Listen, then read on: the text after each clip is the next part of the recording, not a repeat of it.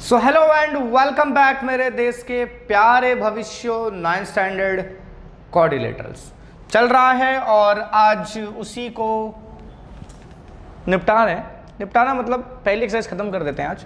ठीक है, थोड़ा सा वीडियो में लेट हुआ है, उसके लिए दिल से खेद है, हमें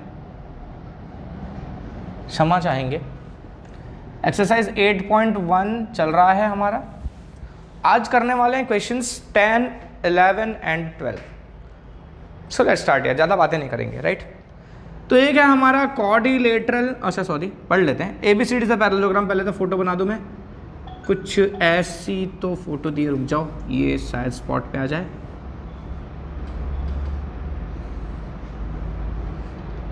okay, this is A, this is B, C and D।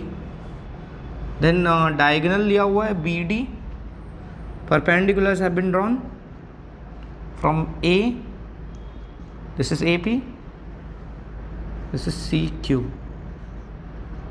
अच्छा, अब क्वेश्चन पढ़ते हैं। ABCD is parallelogram and AP and CQ are perpendiculars from A and C on diagonal BD. Show that a triangle APB is congruent to triangle CQD. APB, where is APB? ये है आपका APB। APB और CQD को आपको congruent show करना है, right. तो marking कर लेते हैं अपन। ये हमारा APB, ठीक है, और दूसरा कौन सा ट्राइंगल? CQD। इन दोनों को कॉन्ग्रुएंट प्रूव करना है। कैसे होएगा, कैसे होगा? तो यार ये पैरेललोग्राम तो दिया हुआ है, तो आप देख रहे हो ये वाला और ये वाला दोनों इक्वल होगा, opposite sides of parallelogram, right. और ये देखो ये वाला एंगल और ये वाला एंगल भी इक्वल होगा क्या? अल्टरनेट एंगल्स बन रहे हैं, जेड एंगल्स, राइट। और देखो ये 90 डिग्री, ये वाला 90 डिग्री है और इसमें वाला 90 डिग्री है। देखो एंगल, एक एंगल इसके बराबर, ये एंगल इसके बराबर, दो एंगल, एंगल एंगल और ये वाली साइड। तो एंगल एंगल साइड से दोनों ट्राइंगल्स कॉन्ग्रुएंट हो जाएंगे क्या? बिल्कुल हो जाएंगे सर जी। अरे 70% होंगे ना। तो अपन वही कॉन्सेप्ट यूज़ करने वाले हैं, राइट। तो सबसे पहले अपन क्या क्या चीज़ें हैं, गिवन वगैरह लिख लेते हैं। और क्वेश्चन का नंबर क्या है भाई? क्वेश्चन का नंबर है 10। ओके, सो गिवन लिख लेते हैं अपन, क्योंकि ये पैरेललोग्राम है तो इसमें से जो जो डेटा हमारे काम का उतना लिख लेते हैं कि AB is equal to CD होगा हमारा। Then angle CQD is 90 degree and angle कौन सा? APB is also 90 degree. अब बात कर लेते हैं अपन दो ट्राइंगल्स की। इन ट्राइंगल कौन कौन सा? APB एंड ट्राइंगल CQD में देखा जाए तो एंगल APB, स्टार्टिंग से लिखते हैं अपन। कौन सा एंगल? देखो CDQ is equal to angle ABP। Reason लिखोगे क्या? Alternate interior angles. Then angle CQD is equal to angle APB, है ना। CQD ये वाला एंगल 90 डिग्री और APB ये भी 90 डिग्री। तो एंगल एंगल साइड चाहिए। साइड कौन सा हमारा? CD, इसका CD, हाँ यहाँ CD लिख रहे हैं अपन। CD इक्वल्स टू क्या? AP नहीं, PB भी नहीं, AB। क्या मैं भी ना यार, दिमाग कहाँ चल रहा है पता नहीं। CD इस ट्राइंगल का और AB इस ट्राइंगल का, दोनों इक्वल हैं, ठीक है। ये कहाँ से लिखा आपने? ऊपर से, फ्रॉम गिवन, ठीक है। तो अपन यहाँ पर लिख सकते हैं। अच्छा, ये भी कहाँ से लिख दिया अपन ने? गिवन में से। तो by angle side criterion triangle APB is congruent to triangle CQD। ये प्रूव हो गया। इसके बाद और भी कुछ प्रूव करना है। सेकंड, हाँ, AP is equal to CQ भी प्रूव करना है। तो बाई सिंप्लिसिटी सिंपली लिख देंगे यार, क्योंकि देखो AP इस ट्राइंगल में आ रहा है, CQ इस ट्राइंगल में आ रहा है ना। CQ इस ट्राइंगल का पार्ट है और AP आपका इस ट्राइंगल का पार्ट है, तो दोनों कॉन्ग्रुएंट ही हैं, तो by simplicity A P equals to C Q directly लिख देना, टेंशन लेने की जरूरत नहीं है। और अगर सीक्वेंस के हिसाब से जाना है तो भी आपको मिल ही जाएगा, देखो ये ए पी और सी क्यू। ठीक है, चलते हैं अगले क्वेश्चन पे। तो क्वेश्चन नंबर 11 का डायग्राम मैंने पहले से बना रखा हुआ है, let's save some time. Question number 11 में क्या बोला है, in triangle A B C and triangle D E F में A B equals to D E है। ए बी सी और डी ई एफ ट्राइंगल्स में आपका ए बी और डी ई सेम बोला है, and also A B is parallel to D E. तो पहले तो गिवन चीज़ें लिख दो भाई यहाँ पे। ठीक है, गिवन में क्या है आपका, A B equals to D E and also A B is parallel to D E. Okay, और क्या दिया हुआ है आपको, vertices A B and C are joined to vertices D E and F respectively. A B C और D E F के vertices ऐसे join कर दिए गए, देख रहे हो आप, एक प्रिज्म बन गया है आपका। ओके, शो डेट, अच्छा sorry, A B D E है और A B parallel to D E है, साथ ही साथ B C equals to E F और B C is parallel to E F भी दिया हुआ है हमको। B C equals to E F और B C parallel to E F है। एक लाइन में खा ही गया था, अच्छा हुआ पढ़ लिया, नहीं तो भाई इतना डेटा लेके आके मज़ा नहीं आता। ठीक है, फिर वापस ढूंढना पड़ता। तो ट्राइंगल ए बी सी और ट्राइंगल डी ई एफ में आपका ए बी डी ई के बराबर है और ए बी डी ई के साथ पैरेलल भी है। फिर बोला है कि बी सी ई एफ के बराबर है और यही बी सी ई एफ के पैरेलल भी है, दोनों पैरेलल भी हैं। ओके गुड, अच्छी बात है। ए बी सी वर्टाइसेस को ज्वाइन कर दिया गया है डी ई एफ वर्टाइसेस के साथ, इस तरह से देख रहे हो आप, ए को डी से, बी को ई से और सी को एफ से। See in figure 8.22। तो चलो हमारा ये रहा figure. Show that quadrilateral A B E D is parallelogram. सबसे पहले आपको ए बी ई डी को पैरेललोग्राम दिखाना है। ये भी कोई बात भी प्रूव करने की यार, हो तो गया, थ्योरम था हमारे पास एक। अगर कोई क्वाड्रिलेटरल है बच्चों और उस क्वाड्रिलेटरल में ऑपोजिट साइड्स, कोई भी एक pair of opposite sides equal भी हैं और पैरेलल भी हैं, समझ में आ रहा है क्या कह रहा हूँ मैं, इक्वल भी हैं और पैरेलल भी हैं। अगर एक ही पेयर दिया हुआ है पैरेलल और इक्वल, तो हम पूरे क्वाड्रिलेटरल को पैरेललोग्राम कह सकते हैं। मतलब बची दो साइड्स ऑटोमेटिकली पैरेलल और इक्वल हो ही जाएंगी। ठीक है, ये एक थ्योरम था हमारी बुक में, राइट। पहला ही वीडियो था, उसमें मैंने ये सब डिस्कस किया था, अगर आपको याद हो तो। जिसने नहीं देखी उसको नहीं पता होगा, जिसने देखी होगी उसको पता होगा। ओके, क्लियर है इतना। तो देखो ये दोनों आमने सामने की साइड्स इक्वल भी हैं, पैरेलल भी हैं, तो डेफिनेटली आपका ए बी डी पैरेललोग्राम हो जाएगा, राइट। अच्छा, तो सबसे पहले तो अपन ये लिख लेते हैं, इसको नाम देते हैं इक्वेशन 1, इसको नाम देते हैं 2, इसको बोल देते हैं 3, है हमारा 4, जो भी मार्किंग बोले अपन। अब अपन को प्रूफ करना है सबसे पहला वाला। ठीक है, सबसे पहले वाले में क्या बोला है, ए बी इक्वल्स टू, अपन को क्या प्रूफ करना है, A B D is parallelogram ना। अच्छा, तो A B equals to D E है और A B is parallel to D E भी है। This is 1, sorry from 1 and this is from 2। Therefore quadrilateral A B A D is a parallelogram. सिर्फ इतना ही लिख देना है, ठीक है। अब quadrilateral A B E D अगर पैरेललोग्राम है तो यहाँ से हमको एक एक्स्ट्रा डेटा मिलता है, क्या, कि ए डी और बी ई, ठीक है, A D equals to B E हो जाएगा आपका और A D parallel to B E भी हो जाएगा आपका। इसको नंबरिंग कर दो क्या, 5 और 6। वैसे आप खाली ए बी डी पैरेललोग्राम का भी यूज़ करोगे आगे तो चलेगा। अब मैंने ऐसा क्यों नंबरिंग कर दिया यहाँ पे, क्योंकि देखो बहुत सारे क्वेश्चन है बच्चों, 6 क्वेश्चन है इसी में, तो सब रिलेटेड है, इनका यूज़ तो आने ही वाला है। ठीक है, चलते हैं सेकंड पार्ट वाले पे। सेकंड पार्ट में बोला है quadrilateral B E F C is a parallelogram. ये भी प्रूफ करो कि बी ई एफ सी आपका पैरेललोग्राम होगा। ओहो, तो इसके लिए भी देखो हमको डेटा दिया हुआ है कि बी सी और ई एफ, देख रहे हो, बी सी, ये कुछ ऐसा पैरेललोग्राम बन रहा है, बी ई एफ सी। इसमें ये दोनों साइड सामने सामने की इक्वल भी दी गई है, पैरेलल भी दी गई है, लिखा है ना, बी सी और ई एफ इक्वल है, बी सी और ई एफ पैरेलल भी है। ठीक है, तो B C equals to E F, B C is parallel to E F, ये कौन सा, फ्रॉम 3, और ये हो गया हमारा फ्रॉम 4। तो हम कह सकते हैं quadrilateral B E F C is a parallelogram. तो अगर ये दोनों पैरेललोग्राम है तो यहाँ से भी कुछ डेटा निकाल लेते हैं अपन, क्या, कि जो बची साइड्स हैं बी ई और सी एफ, ठीक है, B E is equal to C F and B E is parallel to C F. क्या ये आपके स्क्रीन में आ रहा है? जी बाल बाल बच गया है, जस्ट आ गया है। इसको नाम देते हैं अपन क्या, 6 तक हो गया है, इसको नाम देते हैं 7, इस इक्वेशन को नाम दे देते हैं अपन 8। ठीक है, फाइन। तो इतना हो गया अपना।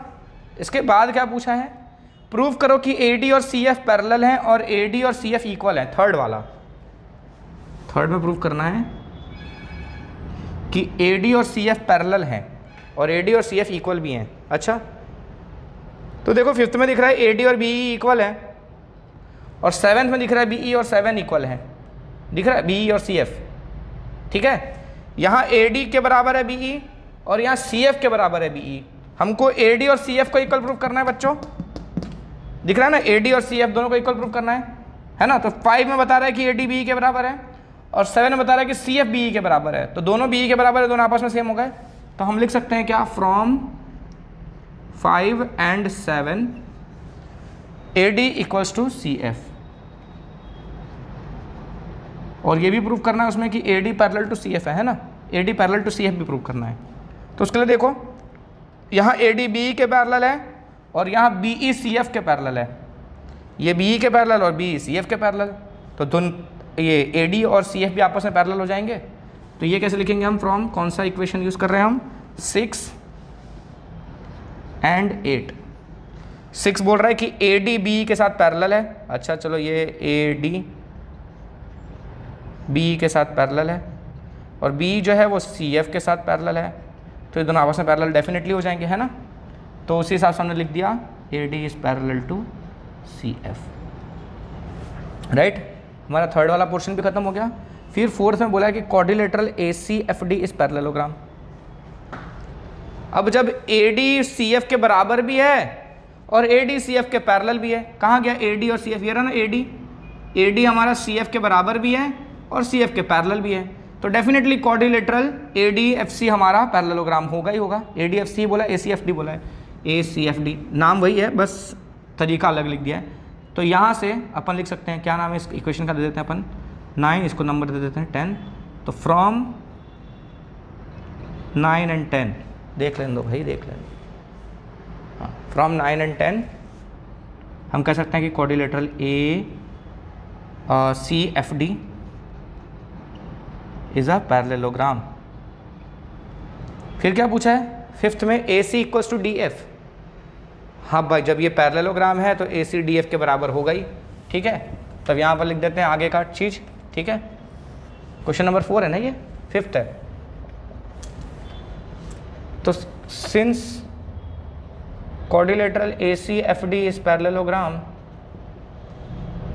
therefore AC equals to DF होगा ही भाई, उसके पैरेलल भी होगा, है ना। अच्छा, फिर बोला है कि ट्राइंगल ABC और ट्राइंगल DEF कॉन्ग्रुएंट है, ये प्रूफ करो। ट्राइंगल ABC और DEF कॉन्ग्रुएंट है, ये प्रूफ करो। अरे आपने प्रूफ किया पहले एक बार, क्या क्या प्रूफ किया, 6th वाला कर रहे हैं अपन। ठीक है, AB इक्वल्स टू DE, ये तो गिवन था आपका, है ना। AB equals to DE given था, वो जो इक्वेशन का नंबर था वो नंबर लिख देना, मैंने नंबर मिटा दिया है वैसे। हाँ 1 है ना, तो लिख दो यहाँ पर फ्रॉम 1। अच्छा हुआ यहाँ पे मैंने ये मिटाया नहीं था, इसमें से मिल गया मेरे को हेल्प। ओके, फिर BC आपका EF के बराबर है, ये भी हमको क्वेश्चन में दिया हुआ है कि BC is equal to EF, given में ही था। क्या था गिवन के हिसाब से मैंने उसको नंबरिंग किया था 4 नहीं 3, फ्रॉम 3।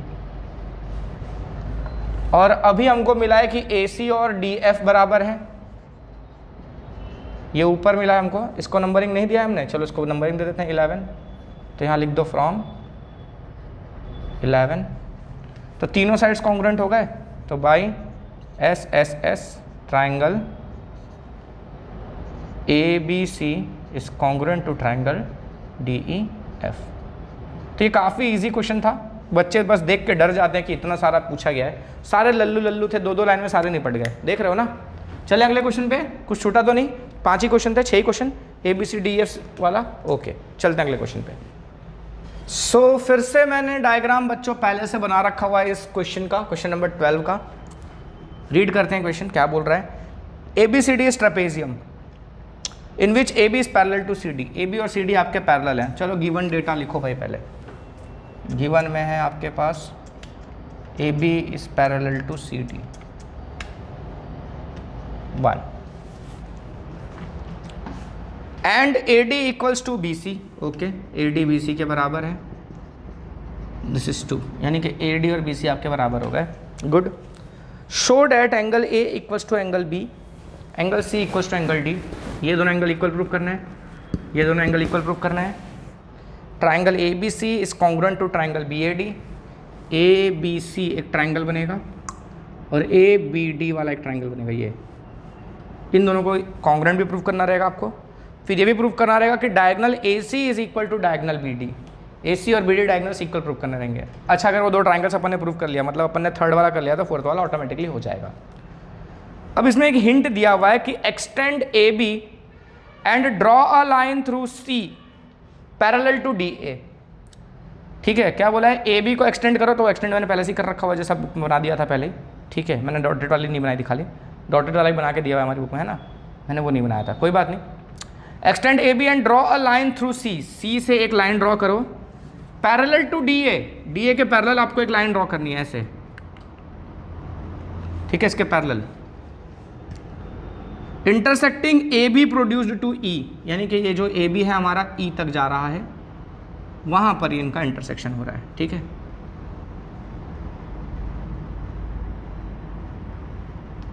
ओके। अब बस काम शुरू करना है अपने को। सबसे पहले अपन को क्या प्रूफ करना है, angle A equals to angle B, मतलब ये वाला एंगल इस वाले एंगल के बराबर। ठीक है, बी मतलब ये पूरा भी हो सकता है, बी मतलब इधर का भी हो सकता है, लेकिन नहीं, ये अंदर के हिसाब से। क्यों? क्योंकि क्वाड्रिलेटरल के हिसाब से बी खाली यही वाला एंगल है। ठीक है, इन दोनों को आपको इक्वल प्रूफ करना है। कैसे करेंगे? तो आपने जब ए डी के पैरेलल सी ई बनाया, ठीक है, कंस्ट्रक्शन ड्रॉ, भले उसने हिंट में लिख दिया, लेकिन अपन को वो लिखना तो पड़ेगा ना, C E parallel to A D. ठीक है, therefore quadrilateral A E C D is a parallelogram. मानते मेरी बात? कैसे? अरे ये ट्रेपेजियम था, तो उसमें ए बी और सी डी आपने पहले ही पैरेलल बोल दिया था क्वेश्चन में। अब इसके पैरेलल आपने इधर एक बना दिया, तो ये क्वाड्रिलेटरल ए डी सी ई, या बोलूँ ए ई सी डी, ये वाला क्वाड्रिलेटरल पैरेललोग्राम हो गया, क्योंकि ये वाला इसके पैरेलल और ये दोनों पैरेलल। समझ में आ रहा है? पक्का? ओके। अब ये पैरेललोग्राम हो गया, देयरफॉर हम ये लिख सकते हैं कि हमारा ए डी जो है बच्चों, वो सी ई के बराबर है, होगा ना? पैरेललोग्राम में तो ये अपोजिट साइड से इक्वल हो जाएंगे, बराबर है। क्यों कर रहा हूँ मैं ये? क्योंकि देखो, आपको ये पता है कि ये दोनों साइड से इक्वल हैं, आपका ए डी बी सी के बराबर है, और पैरेललोग्राम से ये पता चल रहा है कि आपका ए डी सी के बराबर है। तो ए डी इसके भी बराबर है और ए डी इसके भी बराबर है, मतलब ये दोनों आपस में बराबर हो गए। और अगर ये दोनों बराबर हो गए तो opposite sides are equal, then opposite angles are equal, मतलब ये वाला एंगल और ये वाला एंगल इक्वल हो जाएगा। और अगर ये दोनों एंगल्स इक्वल हो जाएंगे तो हमारा रिलेशन ए के साथ निकालना आसान हो जाएगा। क्लियर है? तो पहले मैं उतना लिख देता हूँ, फिर मैं आपको आगे बताता चलता हूँ, तो ज़्यादा आपको मज़ा आएगा। ऐसे डायरेक्टली एक साथ पूरा बताऊँगा, हवे में लगेगा। ठीक है, ओके। तो ए डी इक्वल्स टू सी ई है आपका, ठीक है, और इसको नाम दे दो क्या, equation number 3। So from 2 and 3, 2 में ए डी बी सी के बराबर है और 3 में ए डी सी ई के बराबर है, तो हम कह सकते हैं 2 और 3 से कि आपका B C is equal to C E हो जाएगा। देयरफॉर हम ये भी कह सकते हैं कि angle C B A is equal to angle C E B भी हो जाएगा, है ना? मतलब ये वाला एंगल मेरा सी बी ए और सी ई बी इक्वल हो जाएंगे। क्यों? रीज़न लिखेंगे अपन, angles opposite to equal sides. ठीक है, अब क्या करना है? अच्छा ठीक है, अपन इसको बोल देते हैं, मान लो इसका मेजरमेंट है x। ठीक है, कहाँ गया भाई? इसको मान लेते हैं अपन x है, तो ये वाला भी x हो जाएगा क्या? बिल्कुल हो जाएगा। वैसे बिना एक्स लिखे भी कर सकते हो आप, एंगल्स के फॉर्म में भी लिख सकते हो, पर ये एक्स लिख देने से थोड़ा आसान हो जाता है, ठीक है, ज़्यादा बड़ी बड़ी वैल्यूज लिखनी नहीं पड़ती है, टाइम भी बचता है और काम भी जल्दी होता है।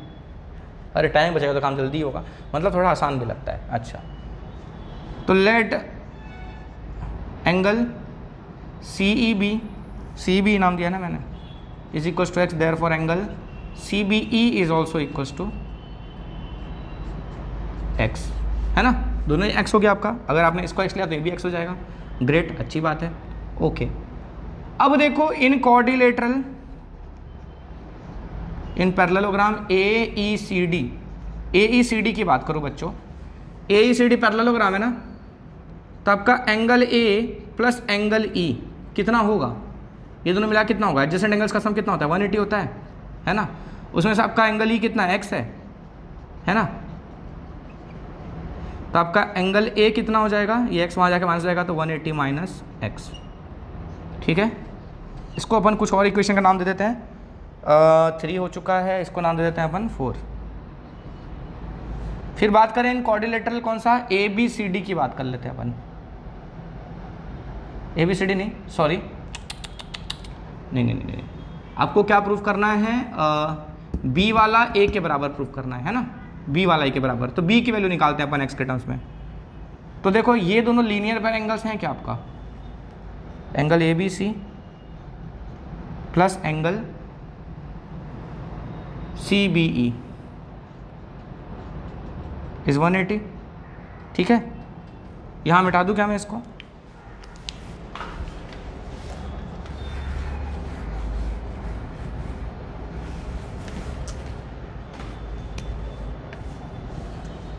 ठीक है, तो आपका एंगल ABC और CBE 180 है, ओके ग्रेट। तो एंगल ABC प्लस CBE की वैल्यू कितनी है, CBE की वैल्यू x है, तो x इक्वल्स टू 180, तो एंगल ABC भी आपका हो जाएगा कितना, 180 माइनस एक्स। और ये जो ABC मैं बोल रहा हूँ, ABC इस कोऑर्डिनेटर के लिए वही तो एंगल B है ना, तो हम डायरेक्टली लिख सकते हैं कि angle B is equals to 180 minus x, इसी को मैंने एंगल B बोल दिया, कोई प्रॉब्लम नहीं है ना, पक्का ना। अच्छा, so this is equation number, वो 4 हो गया था, इसको नाम दे देते हैं अपन 5। तो फ्रॉम 4 एंड 5 देखो 4 और 5 से क्या मिल रहा है, 4 में था कि A की वैल्यू 180 माइनस एक्स है, और 5 में आया कि B की वैल्यू 180 माइनस एक्स है, तो मतलब दोनों की वैल्यू सेम है ना, तो हम लिख सकते हैं angle A equals to angle B। ये हमारा पहला पोर्शन प्रूव हो गया, राइट। अब हमको ये प्रूव करना है कि एंगल C और एंगल D बराबर है। चलें आगे, इसको पूरे को मिटा देता हूँ मैं।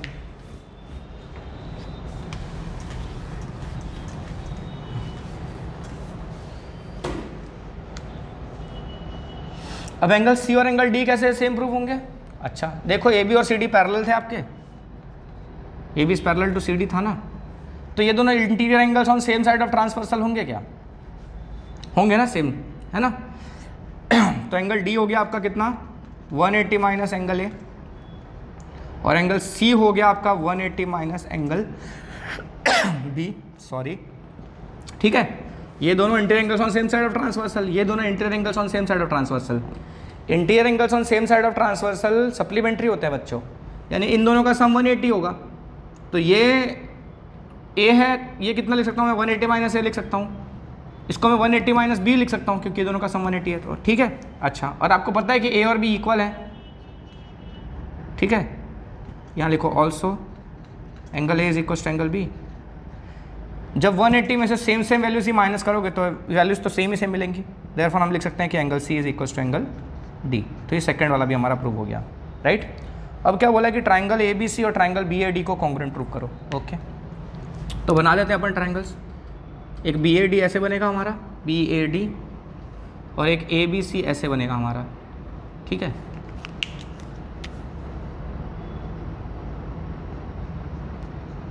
ठीक है, ABC और BAD वाले को मैं थोड़ा रेडियस दिखा देता हूँ,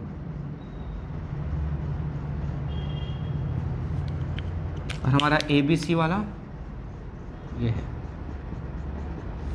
कैसे दिखाएंगे दोनों को कॉन्ग्रुएंट, तो देखो बच्चों, ये अपोजिट साइड से इक्वल हो गए दोनों में, पहले ही दिया हुआ था क्वेश्चन में, और ये दोनों में कॉमन साइड आ गया, बराबर है। और ये एंगल ए और बी अभी हमने इक्वल प्रूफ किया ही हुआ है।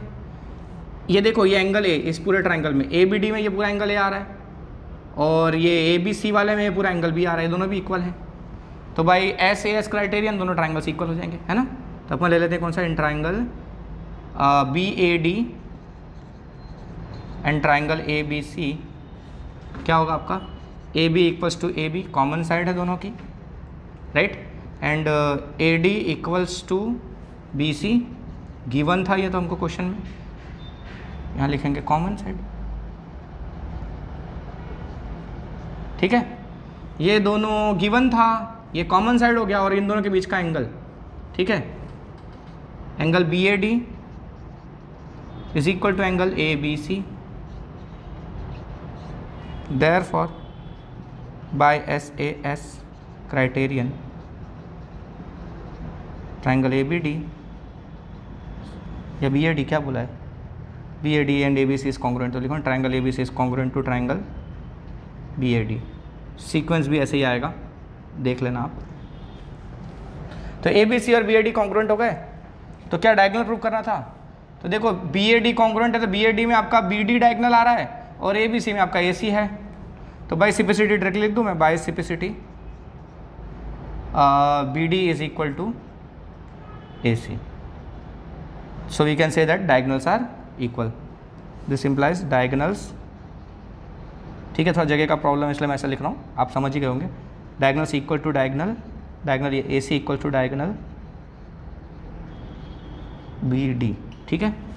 तो यहाँ पर शायद ये खत्म हो गया, राइट, यही था ना, ओके। 12th क्वेश्चन लास्ट था मेरे ख्याल से, तभी तो हमने 3-3 के हिसाब से कंसिडर किया था, ओके। तो ये एक्सरसाइज हमारी यहाँ पर खत्म होती है बच्चों, नई एक्सरसाइज लेके बहुत जल्द मिलते हैं, तो तब तक मन लगा के पढ़ते रहिए। आते हैं नेक्स्ट वीडियो में, तब मुलाकात होगी और मज़ेदार कुछ क्वेश्चंस और सॉल्व करेंगे। तब तक के लिए थोड़ा वेट कर लो and tata bye bye, see you and जय हिंद।